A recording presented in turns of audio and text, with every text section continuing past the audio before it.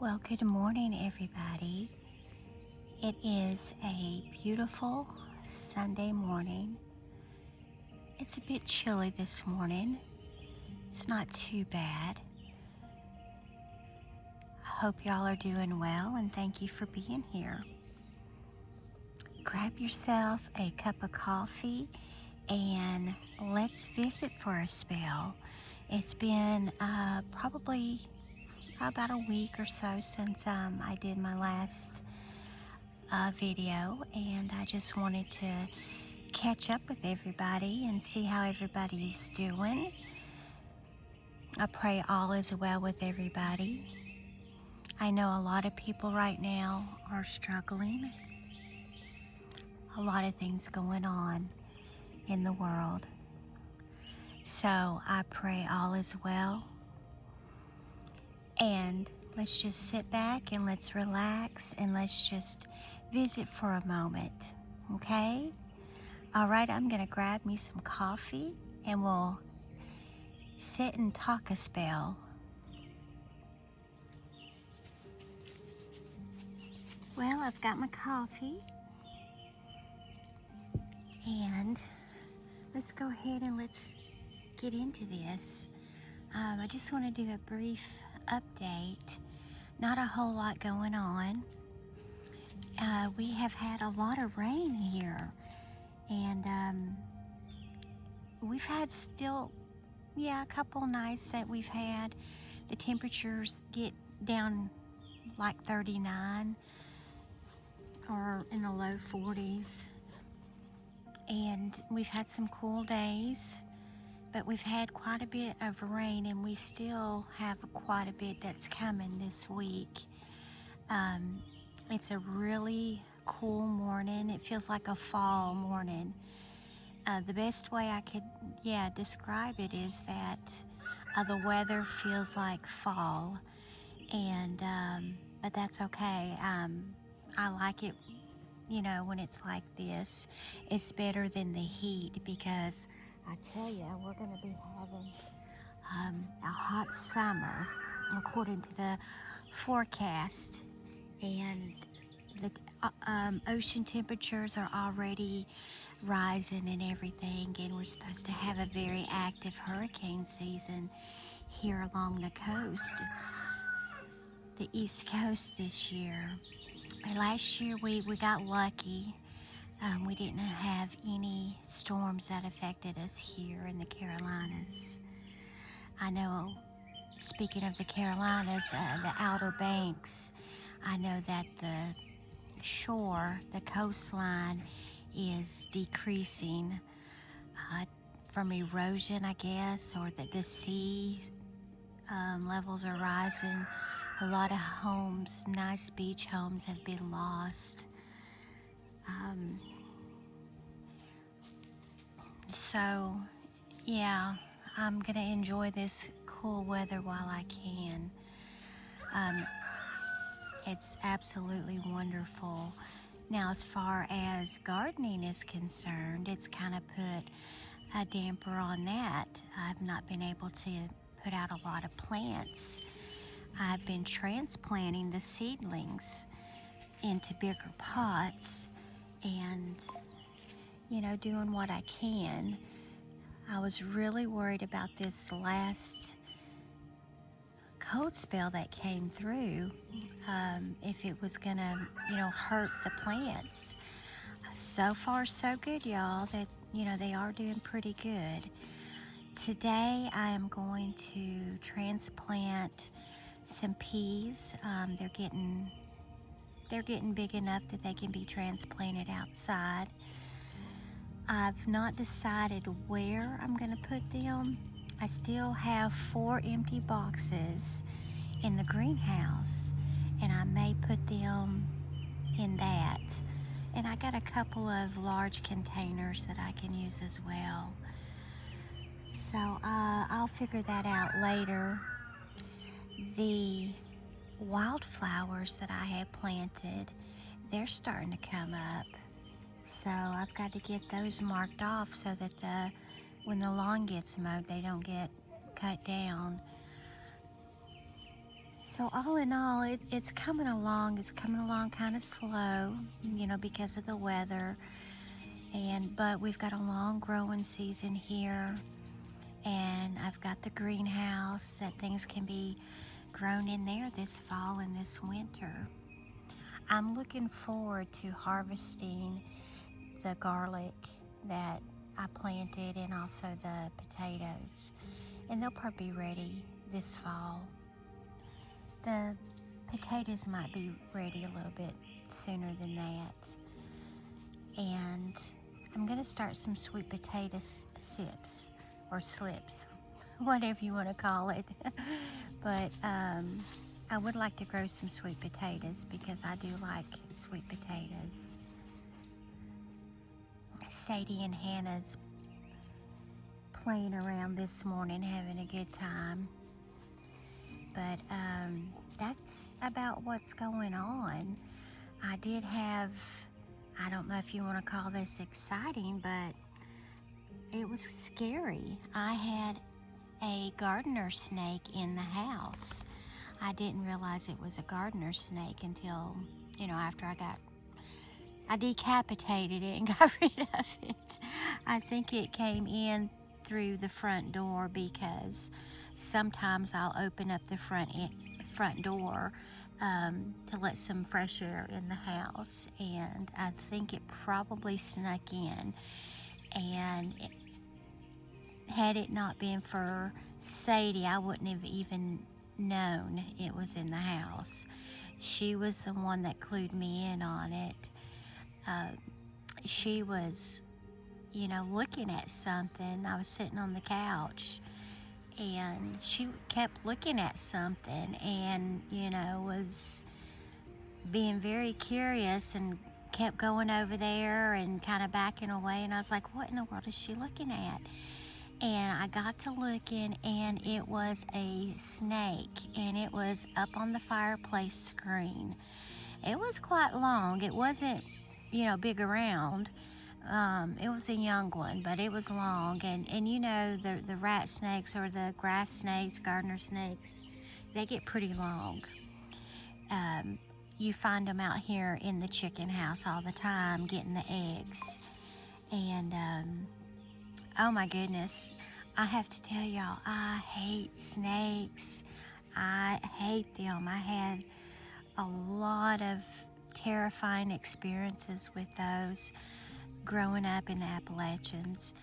As a little girl, we would see snakes all the time, copperheads mostly, where we were. And there was even a snake. I've almost been bitten by several growing up. And I was chased by a blue racer once. And so I have a big phobia of snakes. I'm sure most people do. But I saw that, and I was just in a panic. And I took the fireplace shovel, and I knocked it off of the fireplace screen, and it started going across the living room floor, and it was headed toward a basket of kindling that I had, to help light the fireplace. And so I knocked it off of there, and I just started hitting it with the fireplace shovel, and I thought that I had stunned it pretty good, at least, or smashed it, whatever. And I was like, oh good, it's, I killed it. But it was faking it.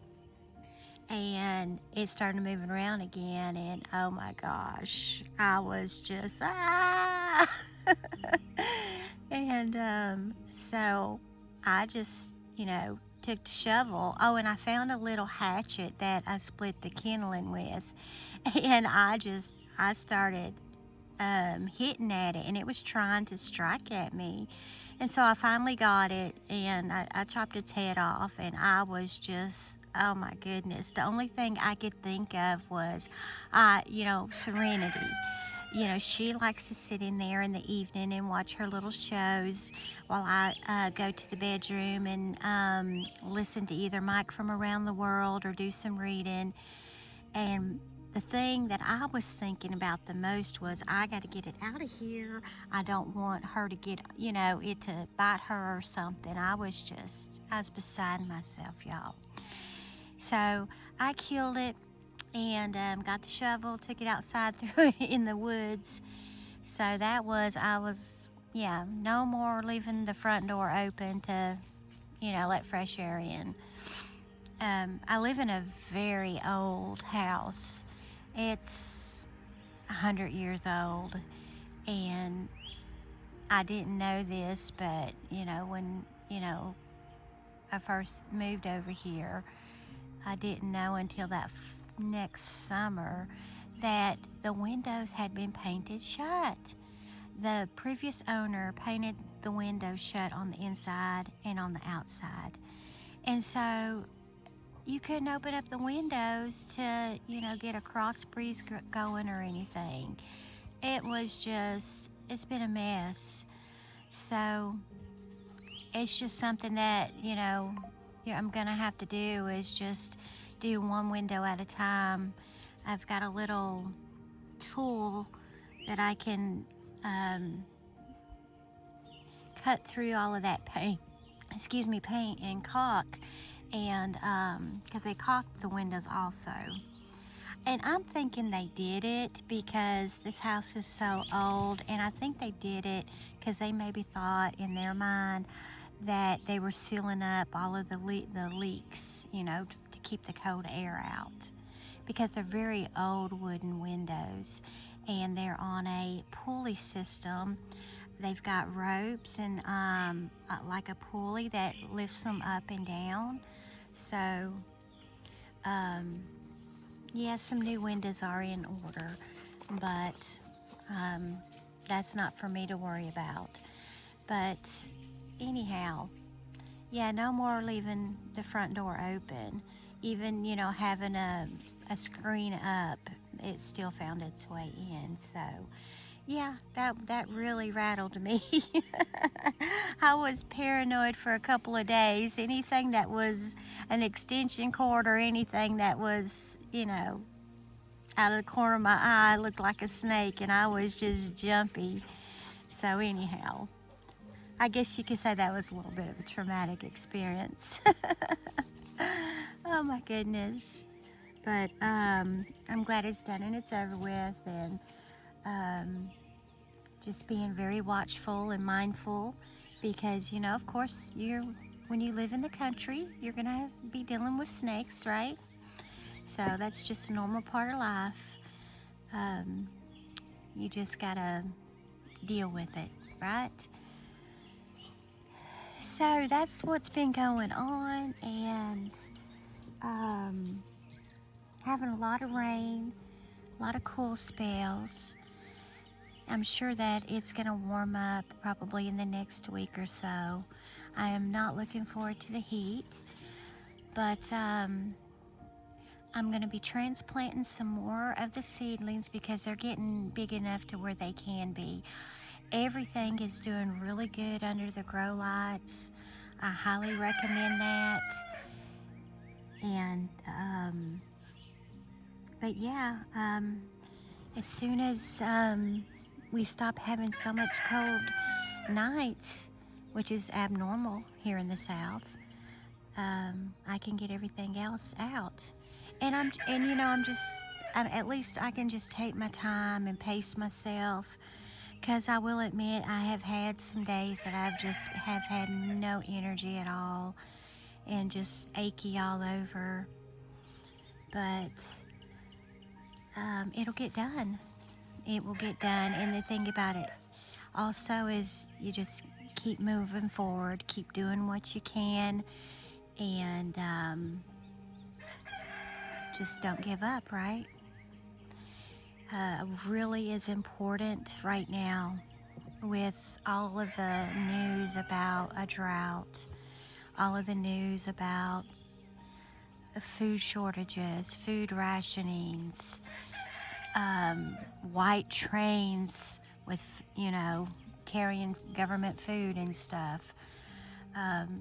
So I think that it's a good idea. It's a smart move for people to start planting a garden, even if it's something small, even if it's something in containers that you can manage. Grow something. Because I tell you what, oh my goodness, they're just a fussing this morning.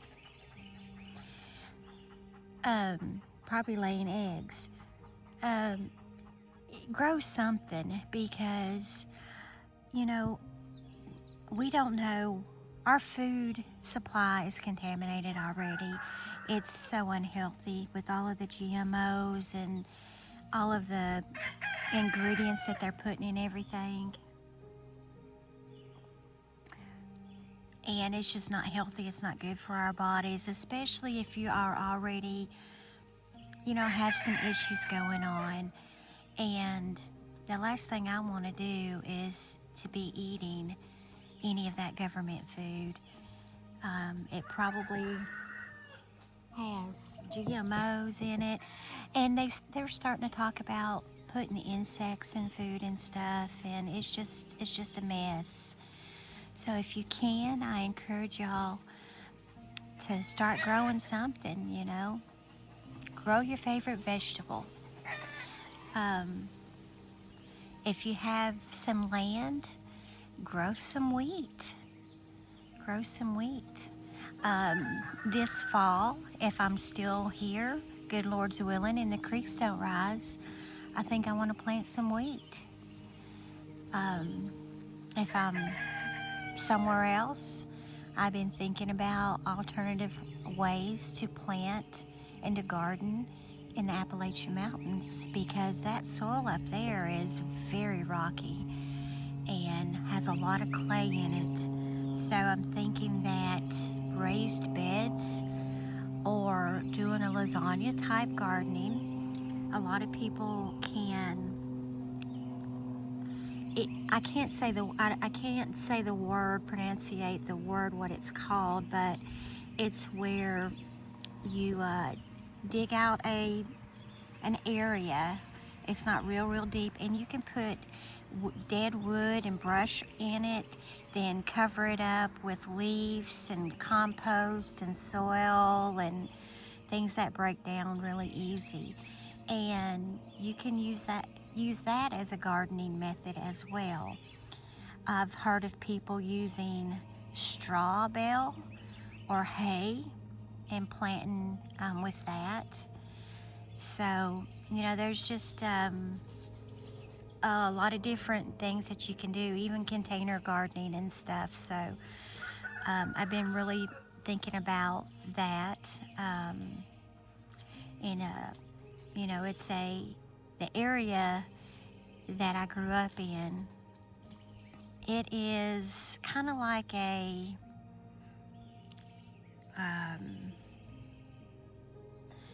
rainforest in a way, the way the climate is in the forest up there. And it's a type of a rainforest.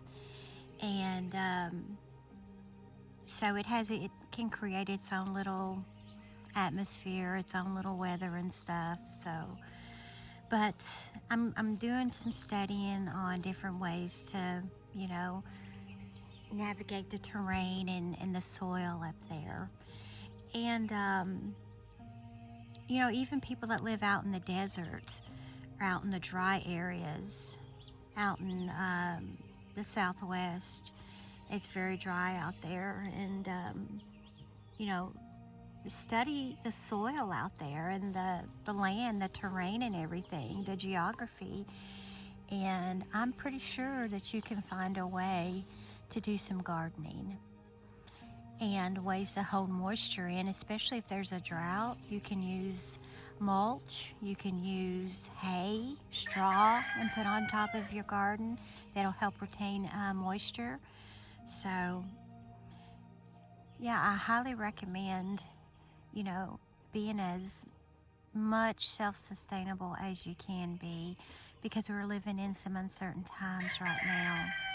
And not just only learning gardening and being self-sustainable with different kinds of skills, gardening, canning, food preservation, and a different kind of bushcraft skills, and building. A lot of old ways, and just like the Amish, different ways of if there's no power, the grid is down. If you have solar power, awesome. If not, then you know what? You're going to have to resort back to how they did it before there was any power and how the Amish do everything. So I highly recommend trying to get as much knowledge in you as possible. And another thing that's very important, y'all, is staying in the Word and staying grounded in the Word and getting as much prayer time, Bible time, one-on-one time with your Lord and Savior, because He is our ultimate one that's going to sustain us through everything. So, that being said, I hope y'all have a blessed week. I love y'all. Thank you for being here. I'm praying for everybody. And I'll see y'all next week. And maybe I will have a bunch of plants in the ground and we can go over that and go over some more things. So y'all be blessed. And I'll see y'all next time here in the countryside. Bye.